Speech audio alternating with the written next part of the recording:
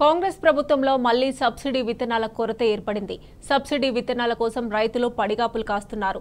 రంగారెడ్డి జిల్లా చేవెల మండలం కందవాడ గ్రామ పరిధిలోని రైతు వేదిక వద్ద రైతులు సబ్సిడీ విత్తనాల కోసం క్యూ లైన్లు కట్టారు. ఉదయం 5 గంటల నుంచే క్యూ లైన్లలో నిల్చున్న రైతులను పట్టించుకునే నాదుడే లేరు. తిండి తిప్పలు లేకుండా సబ్సిడీ విత్తనాల కోసం వస్తే అధికారులు కనీసం పట్టించుకోవడం లేదని ఆగ్రహాన్ని వ్యక్తం చేస్తున్నారు.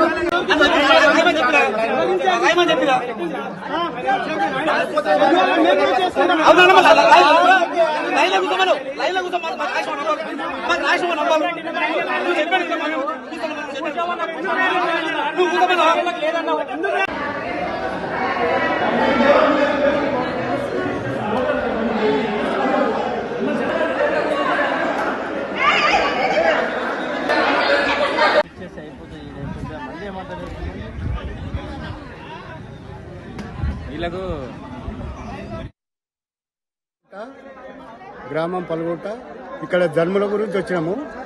మబ్బుల 5:30 గురించి ఉన్నారు. నేనైతే ప్రస్తుతం 6 గంటలకు వచ్చినాను.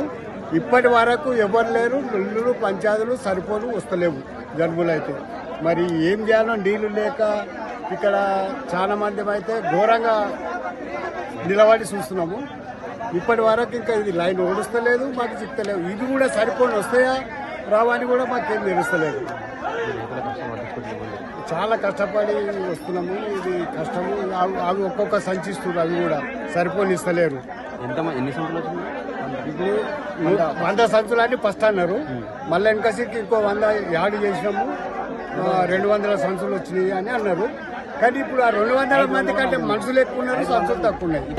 ఎవరైనా అధికారులు వచ్చి ఎప్పుడు రారు అధికారులు. ఓట్లప్పుడు మాత్రం వస్తారు. వచ్చి నువ్వు ఏం టికేస్తావు, నాకేయి అనే వాళ్ళే. కానీ ఈ రైతులు ఈ కష్టాలు ఉన్నారు, పాపం వీళ్ళని ఆదుకుందామని ఒక్క నాయకుడు అయితే అన్నారు.